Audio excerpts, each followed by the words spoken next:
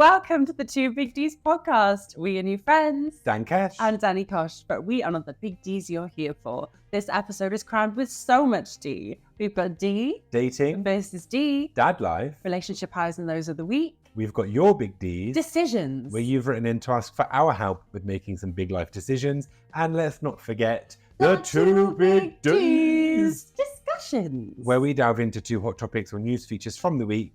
And at the end of the episode, we will decide who gave the best D. But really, we're here to entertain, make you laugh, make each other laugh, and just generally jiggle a little bit more D into your week. Jiggle. Better.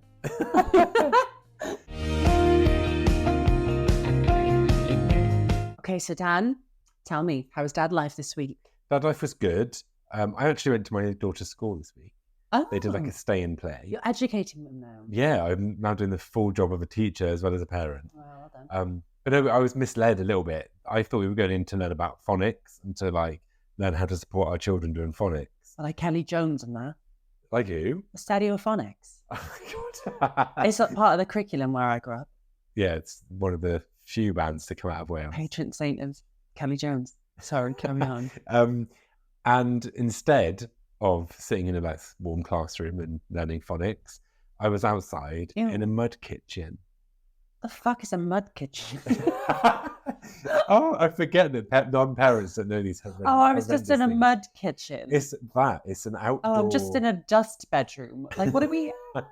It's an outdoor kitchen area where you have pots and pans and spoons and ladles, but the material you use to make nourishment is mud. Ew. And soil and compost. So yes, that was my like dad life moment. But that's not what we're talking about today. Okay. I've got a thing. I saw a TikTok that's triggered me to talk about this today. Okay. So, and it's interesting because the person who made the video is not a parent. Right. I am a parent, right. And I feel like you have conflicting views. So I want to ask you a question. Is it okay to give your kids screen time? Yeah.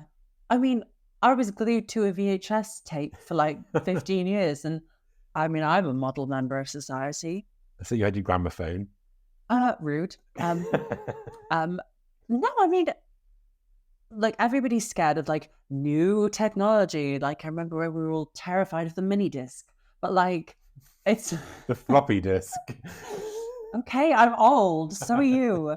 No, but I mean, like all things in moderation, right? Like you don't want like your child being brought up by an iPad. However, I can imagine if you've got kids, like sometimes you just need a break. And like if you can be like, hey, YouTube something for a couple of hours so that I can like step off the ledge, then why not? It's just like a parenting tool, but you don't want to be like, here's your iPad. I'll see you in 18 hours when you like log off at 4 a.m. Do you know what I mean? That's it. Because the TikTok was a young guy who was basically pleading with his own generation of Gen Zs to not raise iPad kids. And he was basically saying like millennials have allowed their kids to rely on screens and screen time to such an extent that these kids have become like unbearable, like they've got behavioral issues. And he's like, why is this what we call parenting now? Why can't you like spend more time with your kids? Why do you have to rely on screens? And why do you have to rely on iPads? Can you not control your kids? You should let your kids be bored. So let me get this straight. A Gen Z man with opinions on parenting whilst not being a parent himself was saying that his cause for concern is that other people are unbearable. Well, surely that's just the pot calling the kettle unbearable. I mean, so that was my initial reaction. So like, and it's funny as a parent because you have these like reactions to people who aren't parents giving parenting advice. Yeah, and you immediately want to go, fuck you. You have no fucking idea. Get in the bin.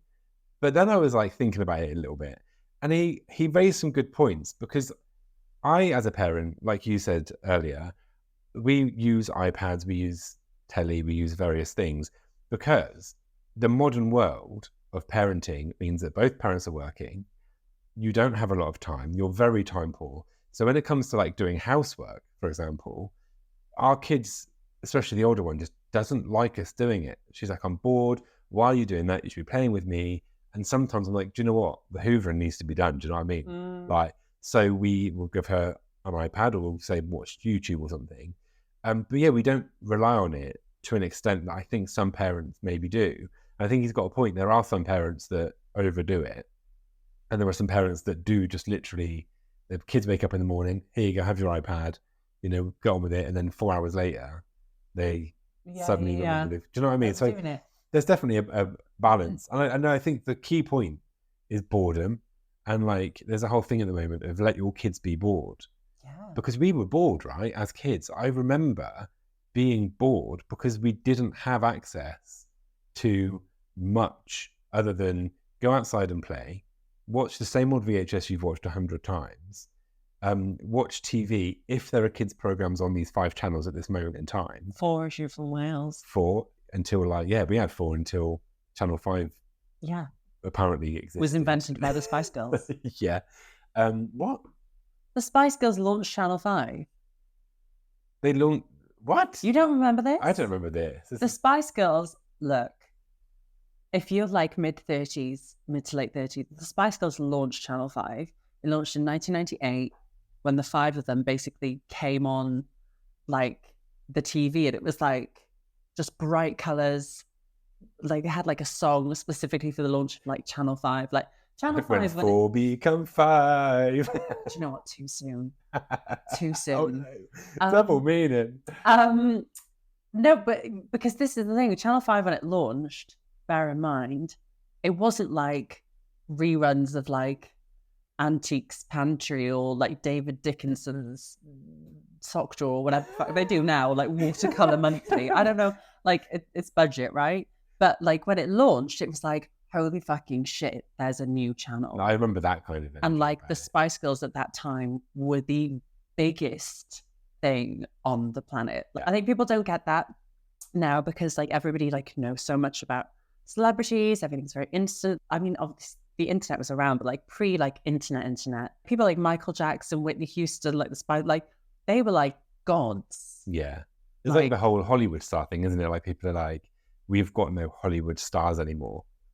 Because it is, you have that kind of reverence around these big celebrities. And there was the mystery that encouraged that. Mystery. Like, you know, you couldn't just like see someone's Instagram. It would be like, oh my God, there's a new interview with like X person. Let's find out like in this finite window about their life because they're like dominating media. They've like, done a Top of the Pops interview. I know. Yeah. There's a poster in the centerfold. Ooh. Yeah, exactly. Well, of Top of the Pops. Enough about your centerfolds, Daniel. Yeah, sorry, carry on. But no, there's a whole thing about letting your kids be bored. And it's true because my 5-year-old cannot tolerate being bored. And it is, you know, you've got to select things, but as soon as they're bored, they turn to iPads, screens. Yeah. And also the one thing I didn't agree with is he said about in restaurants, kids have iPads in restaurants, and he's like, you know, can they not just sit there and can you not just keep an eye on your kid for an hour? And I'm like, the reason millennials give their kids iPads at a restaurant is because we've had it ingrained into us that you cannot be a bother to other people. You don't, like, we were told from a young age, like, don't be a pain in the ass, keep your mouth shut. The adults are talking, go in another room, don't want to hear it. So we have that kind of thing. So when I'm in a restaurant and my kid starts crying, all I think about is, God, everyone around us is going to hate us. They're going to absolutely fuming. But also, I mean, like, that's why they invented crayons and placemats you could colour in. But like, they didn't cut it anymore, you know. Wait, what? Crayons and playmats. Yeah. Because the kids now know they have iPads. So they get there, they get the colour and they're like, can I have that? But like when it's not like we would sit there with like our hands crossed and wait for like mummy and daddy to finish the entree so that we could like utter a syllable. Like kids have always been like bored and in need of entertainment. Like, yeah, there was a lot less like patience for it back in the day, but like this little twink with all these opinions, like, I'm sorry, I'm not having it. Like I don't have children, so I'm not out here like making the bold claims about what other people should be doing with his children. And I know he's just done it for the clicks, but like, just take a day off. Do you know what I mean? No, I know, I agree. But that's the thing. There were some good points in there, but yeah, like screen time is part of parenting now. And also, technology is a part of everyday life. If you don't teach your kids how to engage with technology, how to use it, like when they're young, how are they going to exist? We learned in real time. We had to learn from, like you said, like having VHS and cassettes to then CDs and DVDs, and then and then it was dial-up internet, and it was like a penny a minute, and then it was having the whole world at your fingertips, computers and Macs, and they just upgraded so quickly, so rapidly. We, as a generation, are very good at getting a piece of tech and just figuring it out. That's how we had to do it. Our parents can't do it. No. And I feel like younger people probably struggle because they have the tech ready to go now. They don't have to piss about with LimeWire trying to avoid viruses really badly. And, do you know what I mean? So I think it's a definite generational thing. So, but also, you know, this man who has all these opinions on these screens, I'm really coming for him now. Like, I'm guessing he wasn't broadcasting this to you via Yellow Pages. Like, it was actually a pigeon. Oh, knocked on my window. Oh, no. Do you know what I mean? Like I mean, I don't know. He's just right, but I get what you mean about like the boredom thing, because that really is where the magic happens when you're a kid. Like, you know, you like make up games, you like make random toys, you like engage in ritual sacrifices. Like it's the boredom that is the thing that kind of spikes the creativity, because you're bored and you need to be, you need to make something. Exactly, and kids don't lose imagination just because they watch a YouTube video. Sometimes, like my child will watch a YouTube video and then be like, right, I want to make soft play in my living room now. How do I do that? Or I want to do an escape room. Daddy, can you hide this little fake key and then give me clues to find it? So actually, it like stimulates some kind of creativity as well. But there's definite, you gotta have boundaries like anything. But yeah. I mean, my nephew is obsessed with YouTube, and he's about 6, and he keeps asking me if I'm going to become one of his subscribers. Which I don't really know how to deal with that, but I just say yes. Just say yes. That's what you can do with kids. Yeah. Anyway, so yeah, I thought that was a little something that irked me this week. Well, I've remained neutral, clearly. As always. As always. Opinions, me? No. So that was my dad life. I love these little windows into parenting. I'm glad. Yeah, no, I really enjoy it. It's how the other half live. It's funny because I always feel like, as a parent, I was like, I'm not going to be one of those parents that bothers people that don't have kids, people that have chosen not to have kids, with like, look at photos of my children. Guess what my child did? My child just shut up their back and I had, do you know what I mean? Like, because I hate that myself. Like, but you have people that you talk to and all they talk about is their kids. And I'm like, no offense, Susan, but I've never met your child. I don't want nothing to do with them. But also, now I'm going to come in with a hot opinion here. Generally, I find that the people who spend the most time like talking about their children, generally they're the people who didn't have an awful lot going on before they had kids. No. Yeah. No, for real. Like, look, if somebody was like a bit of a dry husk, and didn't really have a lot going on, not really much of a banging personality, and then they have a child, they're like, oh, good, something for me to talk about because I've been painfully dull my whole life.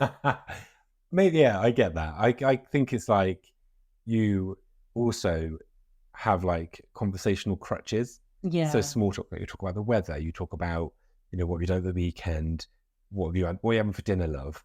And then you talk about what are your kids up to? Because it's like sometimes with some people, you feel this need to fill a gap with something. I don't really have that because I'm quite comfortable sitting in silence with strangers and not feeling uncomfortable. Yeah. But yeah, it's small talk, isn't it? Kids form part of small talk. So. Yeah, I guess so. And also somebody who didn't have a dog at the weekend tried to give me advice about my dog. Yeah. And I was like, get fucked. Yeah, so non-parents. I kind of get, you know, because what do they know? Exactly. It's like non-parents giving advice to parents. I'm like, I don't care how many nieces and nephews and cousins you've got, until you've got a child screaming at you from 2 a.m. to 5 a.m. You do not know. No. Thankfully. But anyway, you enjoyed my dad life. I did. I want to hear, as always, about the dating world that I have no clue about, but I'm learning gradually because of you. I know, it's like a little cultural exchange we have going on here, isn't it? But so I had quite an unfortunate thing happen yesterday, actually. You looked in the mirror. Oh. Not body shaming. Oh, stop. Wow. Only a feminist when it's easy. No. So I have a date with somebody on Thursday. Exciting. Human male, over 6 foot, minimal criminal record. Check to check. And I'm quite looking forward to this date. However, yesterday I realized that I didn't really have any food in or any supplies, and I was like, do you know what? I just need to go out and buy some food, some supplies to make me happy. And so I was working from home and I was like in full gremlin mode, basically. And I was just like, oh, fuck it. I'll just pop out in my lunch break. It'd be like half an hour. Like, no one's going to see me. Like, so I just like scraped my hair into a bun. I put like a big old like Carhartt hat on my head. I had my dog walking jacket. I had like joggers on and like really shit trainers and fluffy like socks. And I was like, fuck it, I'll be in and out. I get into the supermarket and I start like scurrying around in gremlin mode, getting my things, hoping nobody looks at me.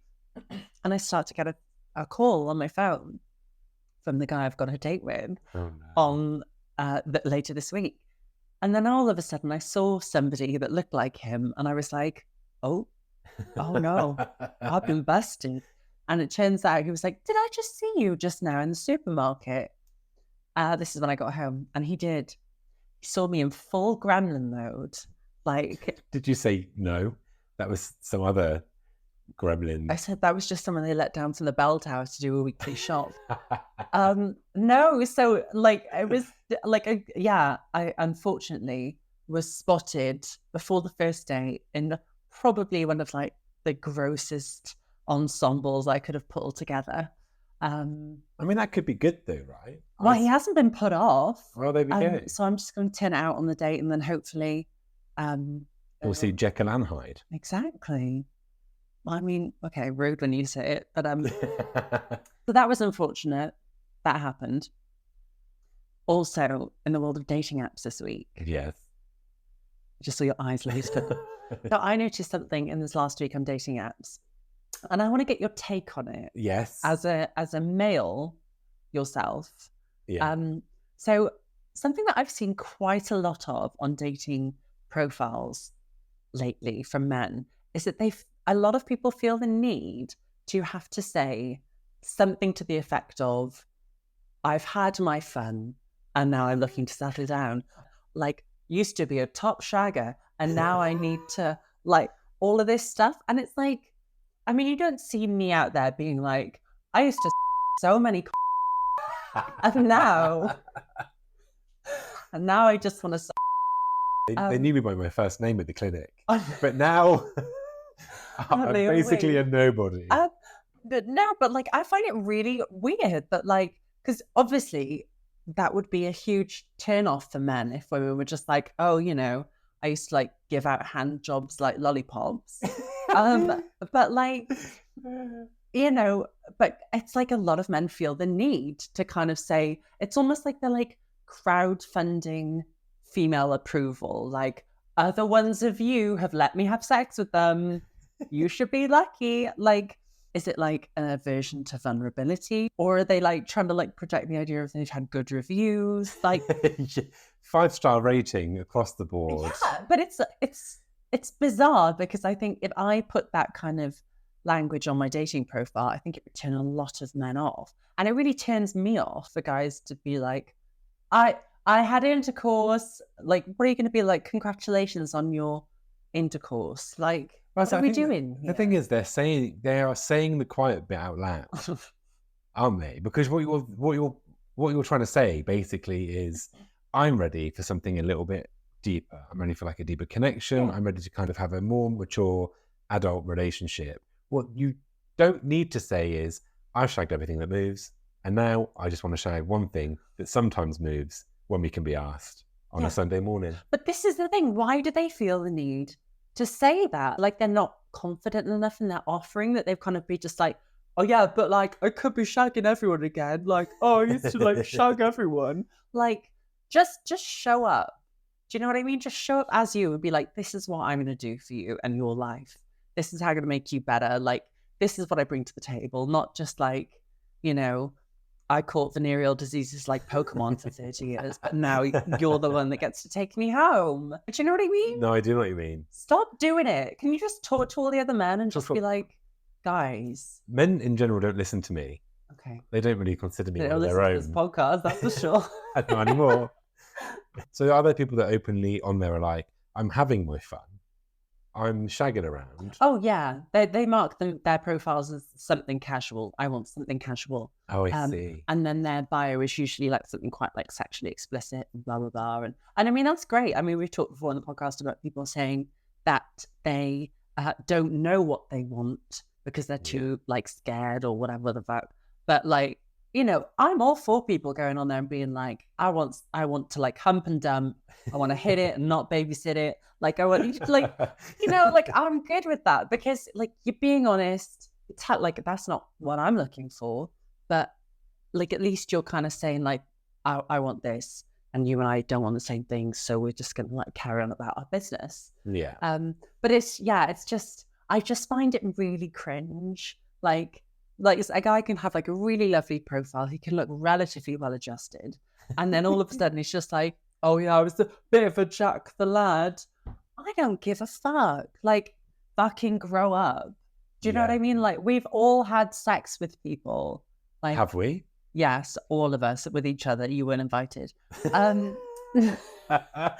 No, but like, honestly, if my girlfriends were out there with that kind of behavior, I'd be like, hey, babe, you're broken. But you're broken and you're telling everybody how broken you are. So like, just men, just have a word, because like the amount of times like, and people and guys that I've known, like partners, friends of partners, whatever, you know, like straight out the gate, it's like, yeah, I got someone to have sex with me. I did, promise. It's like, just fucking grow up. Just grow up. Yeah. So usually at this point in the episode, we would do your big D's, which is where you send us in your dilemmas, decisions that you want help with, and we will advise you to the best of our ability. We will help ruin your life. Basically. However, this week I have specifically requested that we don't do that. Yeah. And you'll find out why shortly. Oh. And we'll save them for the next time. But thank you very much for sending them in. I'm excited because I don't know what the reason that we're not doing your big D's is. I know. So I'm excited to find out. But thank you so much for sending them in. We really appreciate them. Please do keep sending them in. Yeah. The email address is? It's 2bigdspod@gmail.com. The 2 is always TWO. And yeah, we'll get back on this next week. But for now, Dan. Yes. I believe you've got a little game for us this time. I have. So I've been seeing on loads and loads of videos that people do dad jokes, try not to laugh kind of challenges. Okay. And I feel like I've got a bit of FOMO. That's basically how I live my life, just FOMO. So I want to do it. Okay. So I asked you to come up with some dad jokes. Yes. I've got some dad jokes. Okay. And we're going to keep track of who laughs the most. Right. And the person who laughs the most is the loser, and the loser shall receive a dare. Okay. That they must do before the next episode is recorded. And our listeners are going to decide the dare, right? Yes, please. Yeah. So if you have any dares that you would like to see me or Danny do, please message us on Instagram, which is at 2bigdspod. TWO. Then next week, we will decide do the dare. A dare. And we'll do it. We'll do it. We'll do it. I hope I win. Oh, God. So, we're going to start with some dad jokes. Okay. You've got to just try not to laugh. Okay. Sounds easy, right? So, we're going to do 1, 1, 1, 1, 1? Yeah, so we'll take it in turns. Okay. Just don't laugh. Do you want to start? You start. I start. Okay, I've got a cracker to start with. God. Okay. I feel like I've got to get a laugh out of my system. Right. I'm laughing at my own jokes. I'm asking to make me laugh. Right, compose yourself. Right. What's better than eating a mandarin? I don't know. What's better than eating a mandarin? Eating a mandarin out. No, that's right. I've lost my own game. Cool. Does that count as a point for you because you laughed? I think it does. I knew I was going to laugh at that. I should have made a more boring joke. What do you call a Nope. What do you call a masturbating cow? I don't know. What do you call a masturbating cow? Beef stroganoff. I don't think that makes sense. I think it's supposed to say beef stroking off. But look, you laughed.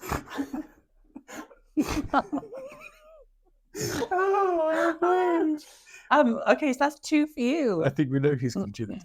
Okay, you go for it. Contact lens. Right. Knock, knock. Who's there? Yoda lady. Yoda lady who? Stop yodeling. What do you call a pudgy psychic? I don't know. A fortune teller. Oh, so why am I so bad?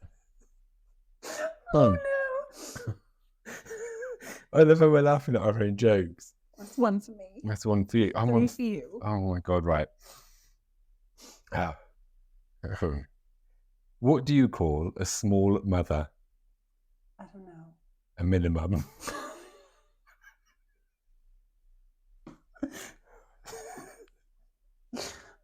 Oh no. I'm laughing at my own jokes. Okay. My wife. Stop it. Okay, wait. Whew.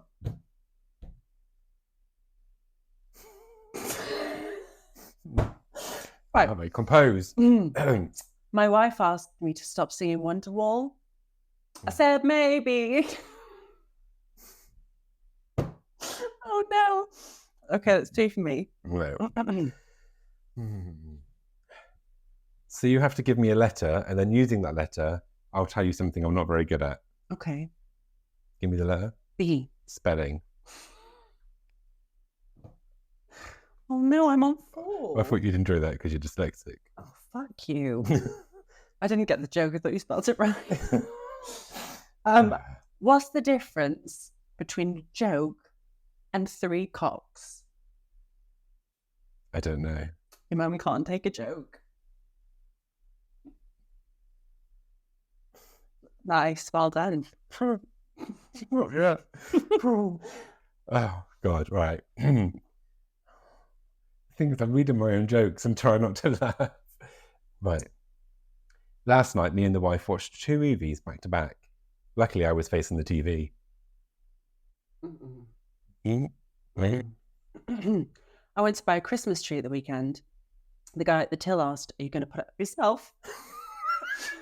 And I said, "Don't be ridiculous. You're going to put it up in the living room." I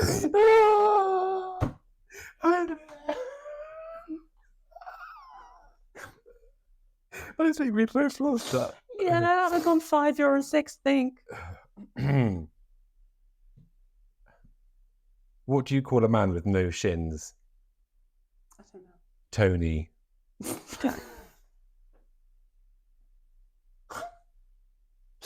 Oh no. If we can't keep track of this, we're both just going to have to do a day. I think we're on 6 each. Okay. My girlfriend keeps accusing me of cheating. Starting to sound like my wife. I'm going to have teeth marks in my mouth. Okay. No, I wouldn't drink water. That's a risky game. Oh, no. No. Right. Did you hear about the guy who dipped his balls in glitter? Pretty nuts.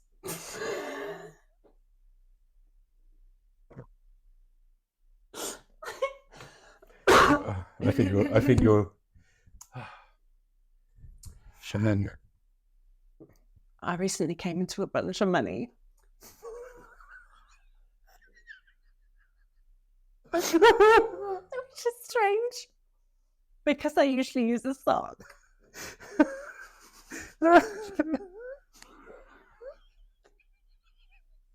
I'm dead. Oh, this is painful. Did we both use that one? I think so. I've got tears everywhere. My belly hurts. Oh my god! Right, I think this is my last one. Okay. Yeah. No, I can't do this. All right. Why isn't there a pregnant Barbie doll? I don't know. Because Ken came in a different box. No. Okay. No. But you laughed. No. Okay, this is my last one. Yeah. How do you tell the difference between a frog and a horny toad? I don't know. A frog says ribbit, ribbit, and a horny toad says ribbit.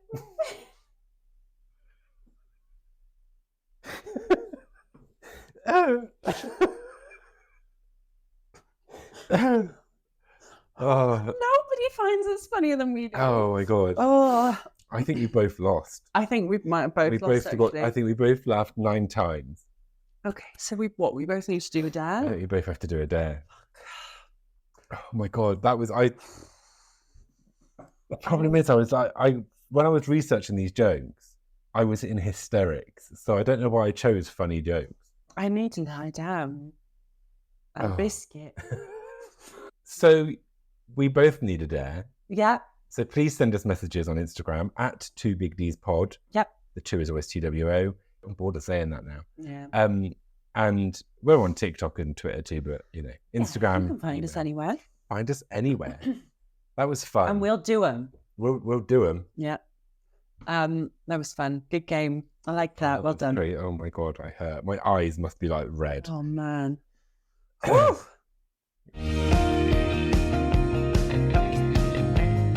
Okay. So time for the 2 big Ds. 2 big Ds. Dan, would you like to regale us with your D first? Yes. So my big D, well, it's more of a big F for frog. Okay. Well, there's a D in there somewhere. So I've got an article from US Today that I'm gonna talk about. Okay. Okay. So humans aren't the only beings that ghost in relationships. Oh, great. When invertebrates and vertebrates fake their own deaths, it's usually been observed as a tactic to avoid predators. Oh, okay. Female frogs, however, are using the behavior to avoid a different kind of predator, aggressively clingy males looking to mate. Get it, girl. I knew you'd find this relatable. A behavior observed in the European common female frog dubbed tonic immobility was detailed in a recent study published in Royal Society Open Science. And tonic immobility as a tactic to avoid mating or male harassment has only been observed in a handful of species and only in one other amphibian. So during mating season, several male frogs can dangerously cling onto one female at a time, which can cause distress and death to the female frog. God. Researchers saw 3 different avoidance behaviors which have evolved in female frogs to survive aggressive mating seasons. So this is some things that female frogs can do to shove off the men. Female frogs rotate their body when in a mating position with other frogs. Oh, I've done that one. Oh, no. Whatever it takes. Whatever it takes. You've probably done this one too. Release vocal emissions or calls. And they use tonic immobility when grabbed by a mouse, sometimes for several hours. So... Well, they pretend to be dead They for pretend to several be hours dead, yeah, for several hours. before these men get the point. Yeah, I mean, Fuck's sake. frogmen are just as astute as human men, it Honestly. would seem. Would you play dead? Is that extreme for humans? It's the reason I got 16 passports. No. You know my thoughts on ghosting in the human world. I think it's bullshit.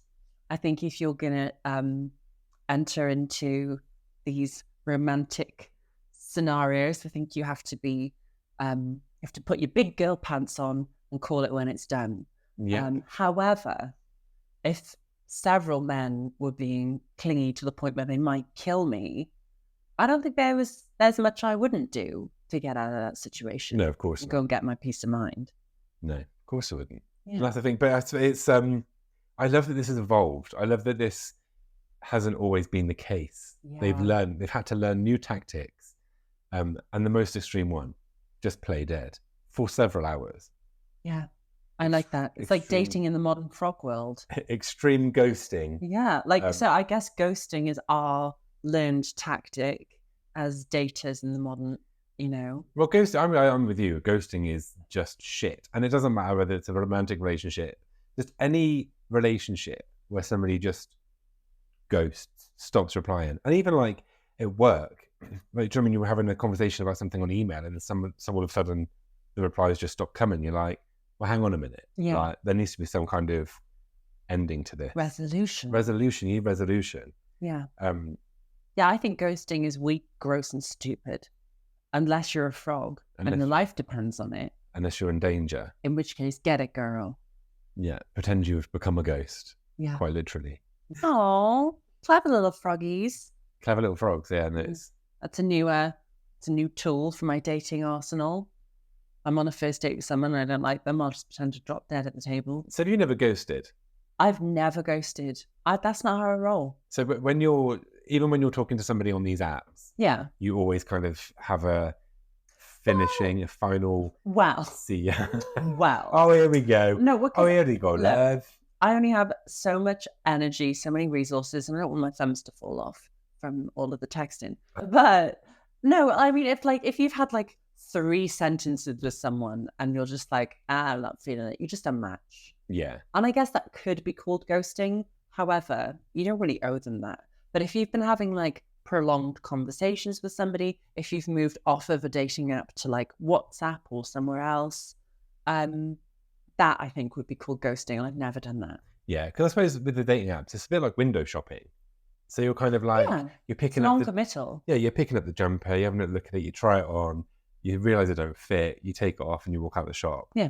But yeah, so I guess that's valid. If we've invested enough time in whatever we're doing, then yeah, I would never ghost somebody like that. Yeah, I've never ghosted anyone. No. Still time.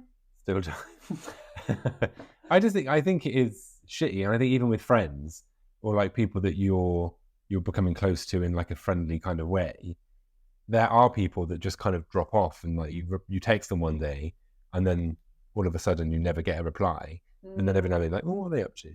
But I think it's really indicative of like your values as a person as well. Yeah. Like, so like as I've mentioned on this podcast before, I was ghosted in the summer by somebody. A shortman.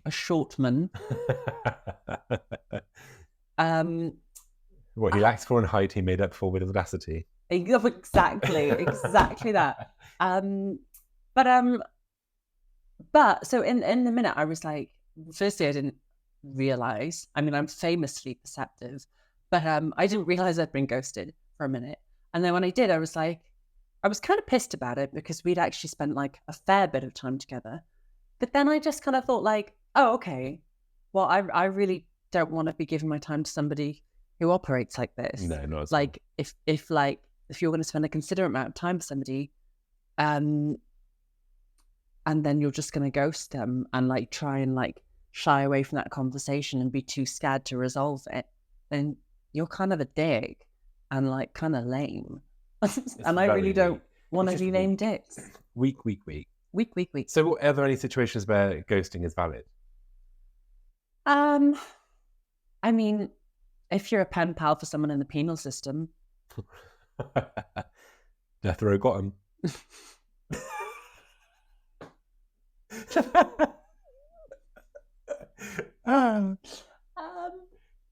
Anyway, that was my big D. I loved it. Those audacious little froggy ladies. The dead frogs or not. There you go, there's the D. Dead faking frogs. Yeah. Death faking frogs. There we go. What's your big D? So my big D this week, Dan Cash. Danny Kosh. My big D this week. Dicks. Finally, something we can all get on board with. Dicks. Dicks as in like dicky dicks or like... Allow me to elaborate. So this week, this week would have been the 162nd birthday of the originator of the advice column, Dorothy Dix. Oh, I So, don't know who that is. well, you're about to find out. So, Elizabeth Meriwether Gilmer, who was born in November 1861, widely known by the pen name Dorothy Dix, was an American journalist and columnist and was the forerunner, the originator of today's advice column format. Oh, okay. So when we ask people to write in with their Ds so we can help them, we have Dorothy Dix to thank for that. It's all clicking into place. Exactly. So thank you. Dicking into place. Honestly, 2 double Ds and Dorothy Dix. I mean, it was written in the stars. So as the forerunner of today's popular advice columns, Dix was America's highest paid and most widely read female journalist at the time of her death in 1951. And her advice on marriage was syndicate in newspapers around the world. She had an estimated audience of 60 million readers. Wow. She became popular and a recognized figure on her travels internationally. And at the height of her fame, she received more than 1,000 letters a day from readers. Crazy. I bet she ghosted most of them. I bet she had to. So Elizabeth Gilmer, Dorothy Dix, joined the staff of the newspaper, the Daily Picayune, in the 1890s and began writing her column, adopting the pseudonym Dorothy Dix. She gained worldwide fame for her advice to the lovelorn through her column Dorothy Dix Talks, which was eventually syndicated and attracted an audience of tens of millions of readers. She became the highest paid female writer in the world. Amazing. And she was reported in the late 1920s to be earning more from her column than the President of the United States of America. Well, she was doing more good than the President of the United States of America. Clearly. Dix's column gained a huge following amongst both men and women, and it paved the way for other advice columnists. People wrote in asking for advice regarding pesky neighbours, cheating husbands, lackluster wives, and children who had tantrums over their piano lessons. Not their iPads. So the letters would be signed a henpecked husband, a neglected wife, or in one memorable case, a man who gave 29 years of his life to a selfish, neurotic, chaste, self-righteous woman. Wow. Go in. Bit of Betty. Pop off, Queen. Exactly. But Miss Dix over here, she pulled no punches in her replies to the readers, and people loved it. So she told one man he was lazy, shiftless, and lacked grit after he wrote asking if he should leave his wife and children to take up with a rich 86-year-old widow who was infatuated with him. I mean, think of the inheritance, though. Honestly, I mean, gotta earn $1. 86. 86. That's not a very long commitment. Yeah, shares 86. I'd take up with her in a heartbeat. In addition to her journalistic work, she joined in the campaign for women's suffrage and the ratification of the 19th Amendment of the US Constitution, which granted women the right to vote. So in one of her articles, one of her pieces, she said, and bear in mind, this is like the 1920s, she said, the head of the house should be twins. Freedom and equality are vital to a happy marriage. When either the husband or wife sets out to rule in the marriage, the results are sure to be disastrous. But the only rule that goes in marriage is the one of freedom and equality. So very forward-thinking opinions there from Ms. Dix.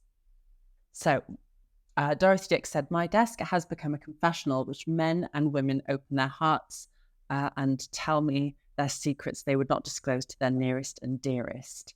However, it later emerged that Dorothy Dix had made up some of the scandalous letters herself. Oh.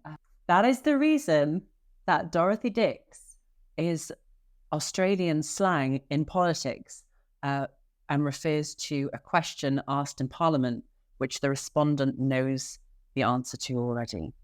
I see. If that makes sense. So if somebody asks a question, if they're like, oh my God, you did a Dixer, like that kind of thing.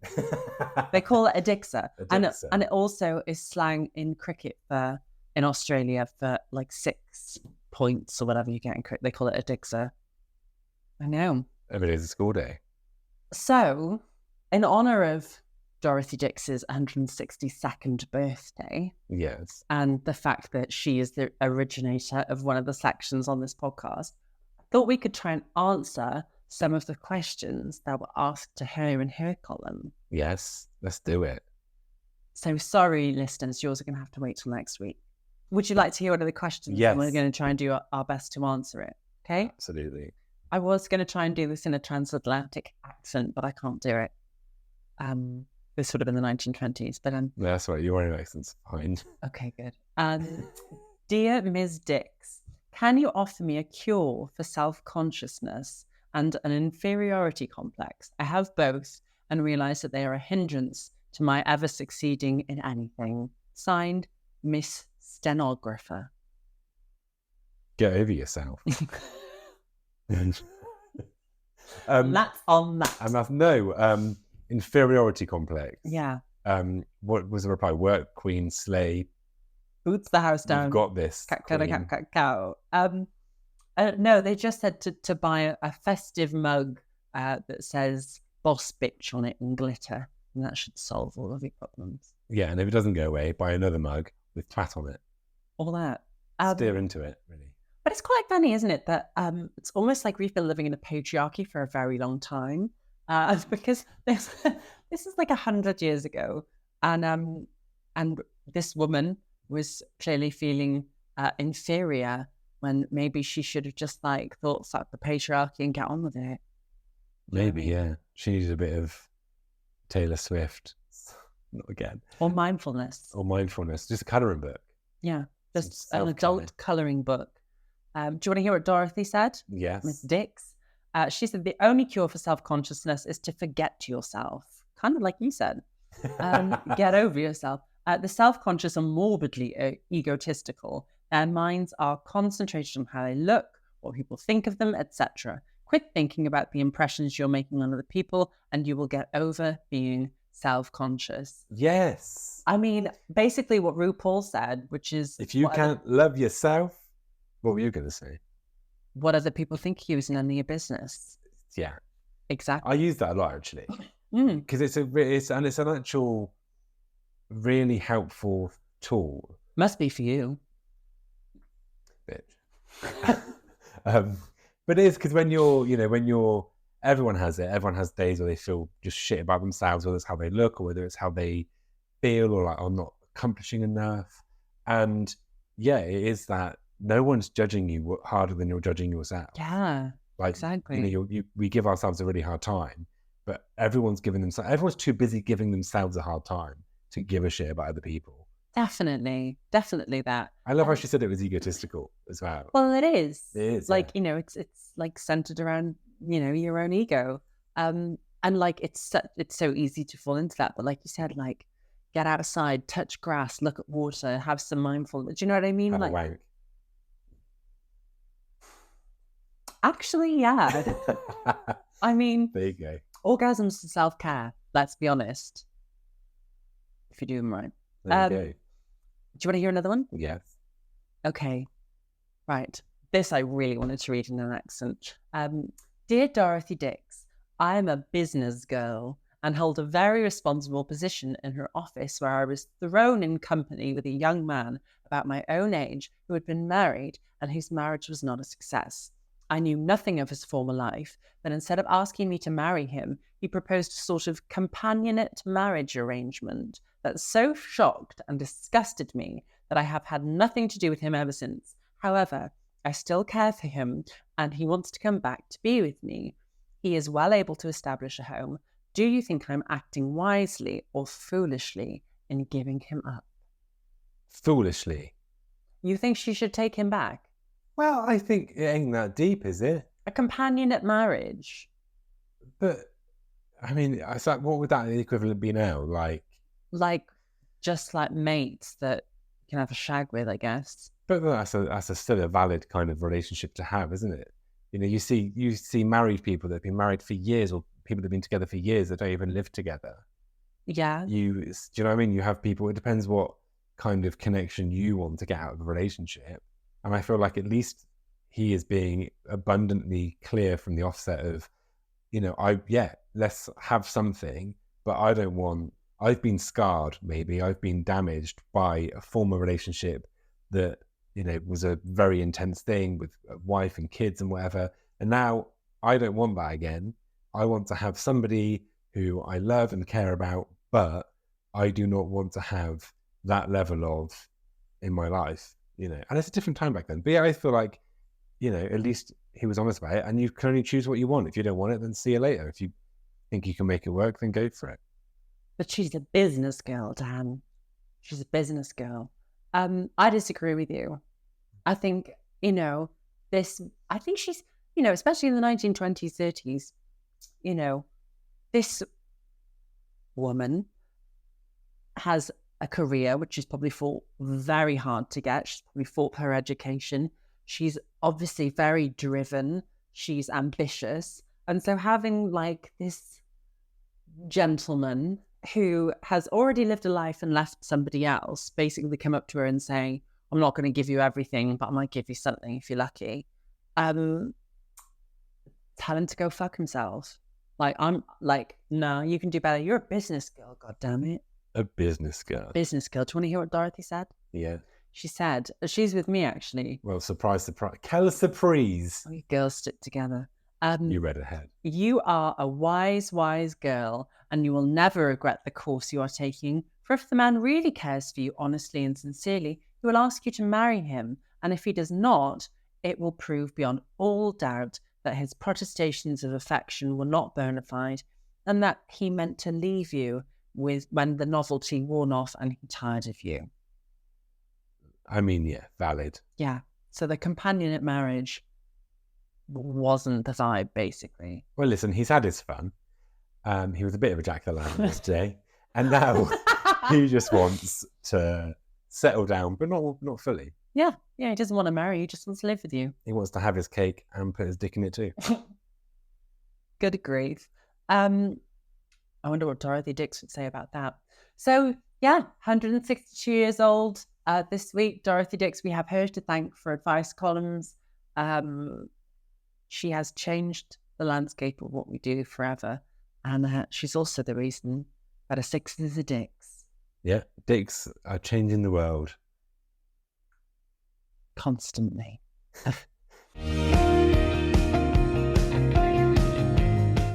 Dicks, dead frogs, ghosting, screen time. We've had quite a varied episode. We've run the gamut this time, haven't we?